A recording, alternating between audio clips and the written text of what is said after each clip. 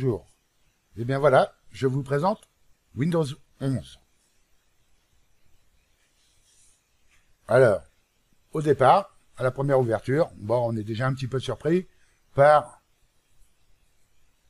la barre des tâches ici où on voit les icônes au milieu.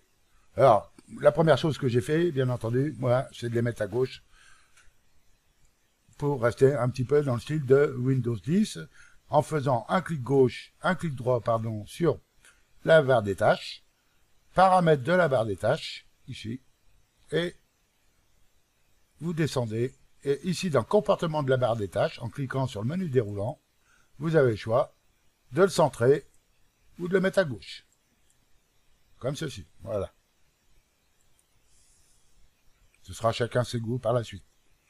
Alors, à quoi ressemble Windows 11? Eh ben voilà, je vous le montre en vidéo, pour voir un petit peu les changements.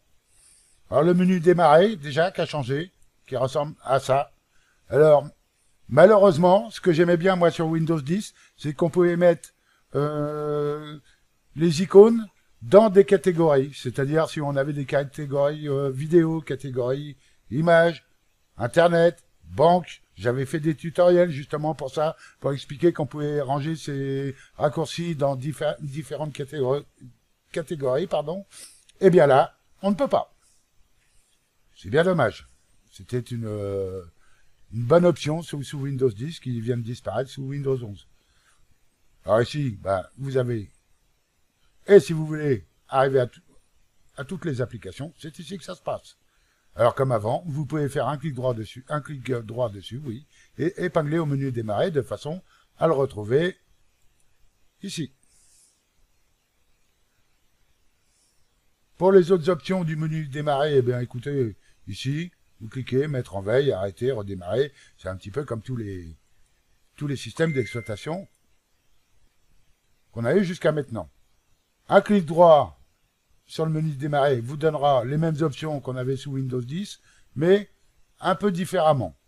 Maintenant, on n'a plus invite de commande, par exemple, mais on a Terminal Windows ou Terminal Windows Administrateur, qui s'appelait avant invite de commande ou invite de commande administrateur. Sinon, pour le reste, vous avez exactement la même chose. Vous avez les paramètres. Alors, les paramètres, ils ont changé. Là, par contre, c'est beaucoup plus clair. Je vais mettre en plein écran, c'est beaucoup plus clair. Ici, à gauche, vous avez le système, Bluetooth et appareil, réseau, Internet, etc. Ce que vous aviez avant sous Windows 10. Mais avant, vous l'aviez au milieu de l'écran, vous cliquiez dessus et vous changiez de fenêtre pour arriver sur les options. Par exemple, ici pour le système, les options d'affichage, de son, de notification. Alors que là, c'est beaucoup plus clair. Enfin, en tout cas, c'est ce que je pense. Et disons que la petite révolution, je dirais, c'est l'affichage des dossiers. Voilà à quoi ressemble l'affichage des dossiers sous Windows 11. C'est un petit peu plus joli, le style est un petit peu plus plaisant quand même. C'est vrai que c'est moins austère que Windows 10, ou voire même les autres systèmes d'exploitation précédents.